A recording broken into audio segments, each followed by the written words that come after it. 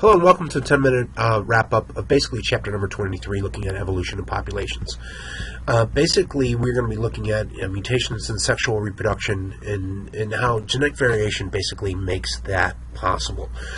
In the end, we're going to talk quite a bit about the sickle cell disease and kind of looking at the evolutionary effects of that. Look at these misconceptions about evolution. You know, that evolution is just a theory. No, it's not. It's been proved many times over, and we use it kind of almost all the time to help us kind of look at things.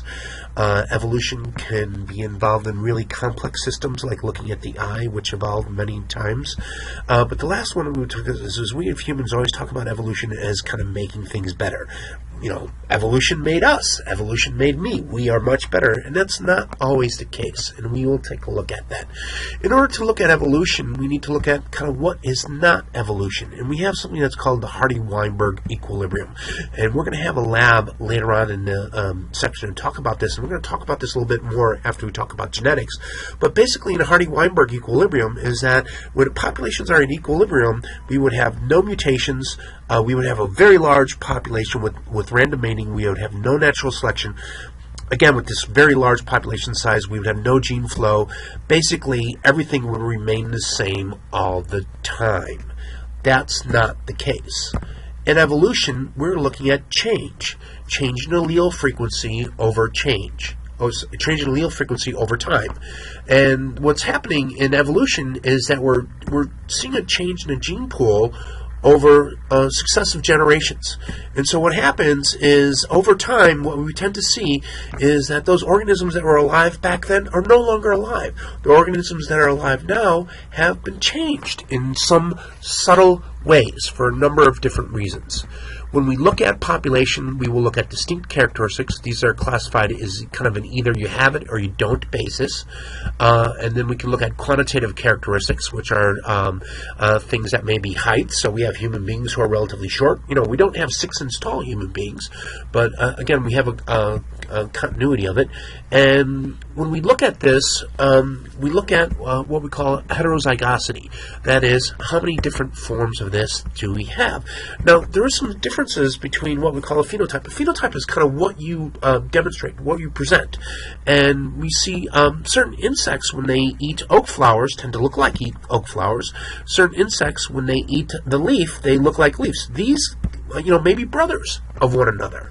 And so genetically, they have a capability to kind of change.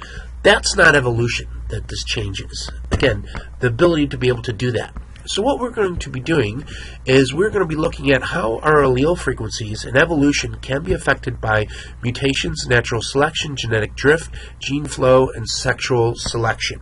And to do this, we need to describe what these are a little bit.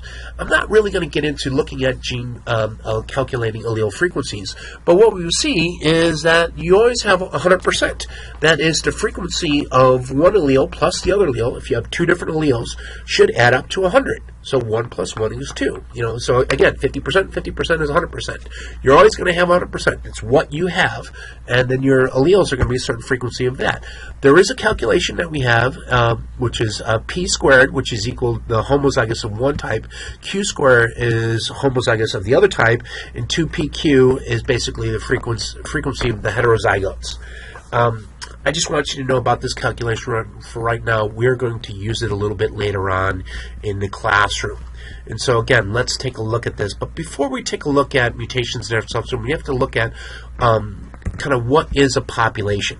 And in class, you did a really good job of saying that a population is a number of individuals in an area that typically tend to mate with one another. And so here's a population over here, and then we may have a population over here, and they may or may not mate with one another. So a group of organisms.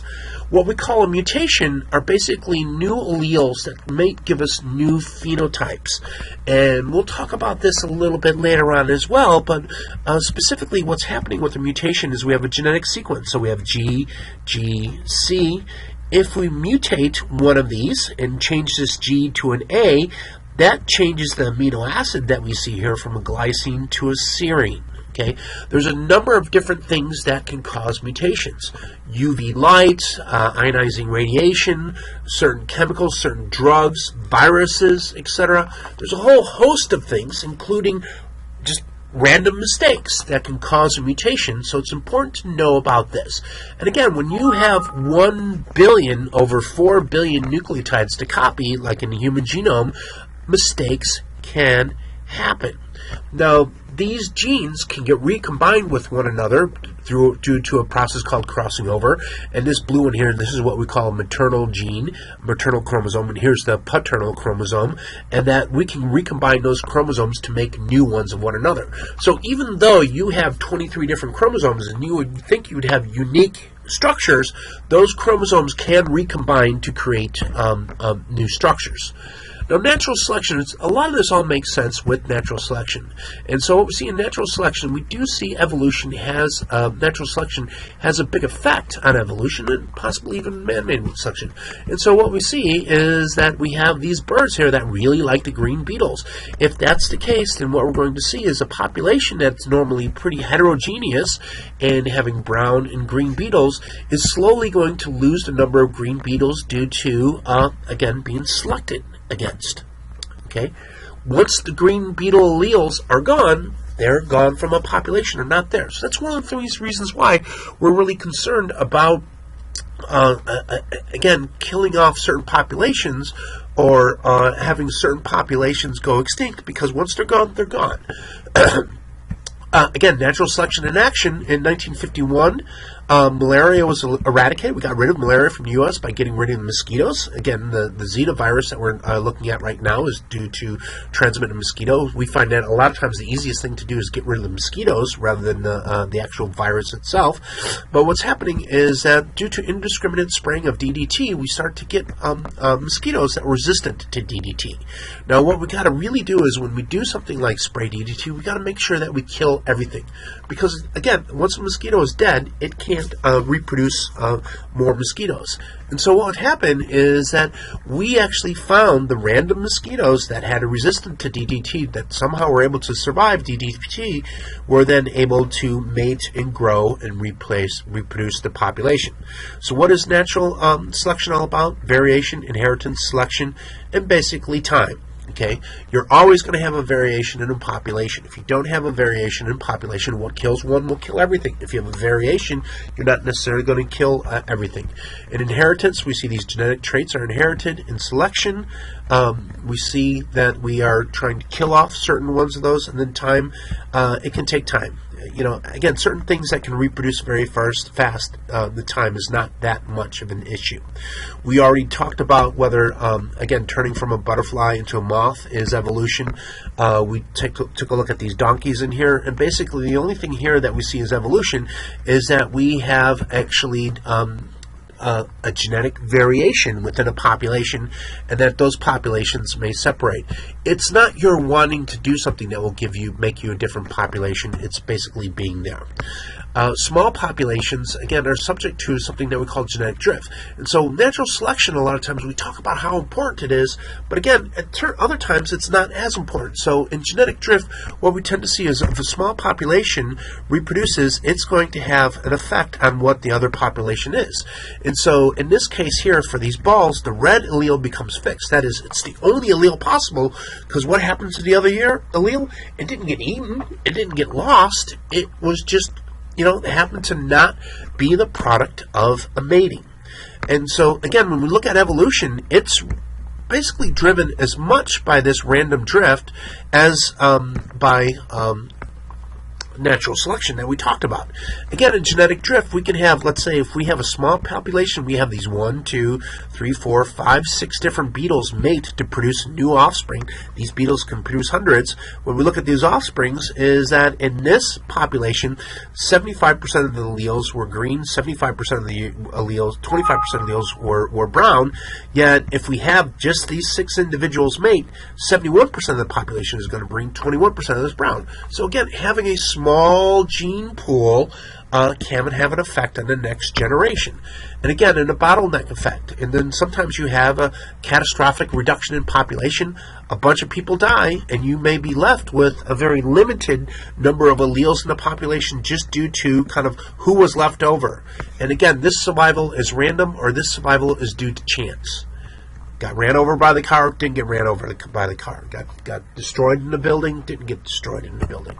And so, again, this can have a great effect on conservation biology on things like we have endangered species like the cheetah we think came through a bottleneck, and that certain deleterious genes were fixed within a population. Again, effects of genetic drift, just basically a summary on this. Genetic drift is significant only in small populations. In genetic drift, we see alleles are present. We see these changes at random. In a genetic drift, the loss of genetic variation within population, we tend to see that a lot. And the harmful alleles can become fixed. So the smaller the population, the more that these alleles can become fixed. In gene flow, we have genes moving in from, again, different populations. And so we can have, again, like in the very beginning of the class that we talked about these mice that lived in the hills that were brown and the mice that lived on the beach. If you have these mice flowing from one area to another, that you will have those alleles moving into an area. Sexual selection, I'm not going to go over that too much, but basically males and females. And the males may have something like big horns or these big feathers that mean nothing to basically survival, may even be deleterious to their survival, but that they have those in order to better mate. Okay. Again, basically we're done with that. What I wanted to end this basically is by talking about natural selection and malaria. And so malaria is again what we tend to see. We tend to see it in Central and West Africa, and we tend to see roughly about 10,000 years ago that this land was cleared for agriculture. Typically, we didn't have again mammals there because mammals tend to get this parasitic infection that can be quite deleterious to health. The plasmodium is transmitted by mosquitoes and it affects the red blood cells. And it, again, what we saw is there were changes in the population's hemoglobin that gave resistance to malaria. Okay, but again, this change in hemoglobin also affected a person's health. And again, if you are homozygous dominant for this, you risk death from malaria. If you are homozygous recessive, you risk death from sickle cell anemia. And if you, again, were a heterozygote, you had some resistance to malaria. We did not think about that. We didn't want that, but this is a mutation that happened in the population. So somebody who had this mutation was a little bit more resistant. They didn't die of malaria, they didn't die of sickle cell anemia, and that they were more likely to present themselves to the next generation. And so we see in areas where this mutation first occurred that we see this sickle cell trait occurring. Again, here in the Americas, we had malaria there, but we didn't have this trait popping up, so that's why we don't see the distribution of those individuals in this area. And so here's historically where we saw it, and then again in the old world where we had that mutation occur, then we had that resistance. Again, where we did not have that mutation occur, people for the most part did not live in areas that had malaria, or they died. Again, natural selection cannot fashion a perfect organisms. Again, it only works on existing variations, and it is limited by historical constraints. And so what I'll talk a little bit about is, basically like a house. When you remodel your house, if you're going to remodel your house, if you totally want a different house, you totally break down your house and build a new one. If you have your old house, your house is going to influence what the new house is going to be like. Again, in evolution, we always have a trade-off. And so here's an example of a frog. The frog needs to sing. However, the frog can be heard by a bat, which then can come and devour the frog. And so what I'll leave you with is to come back again to these kind of misconceptions on evolution and to think about those misconceptions. So I hope this was helpful for you, and good luck.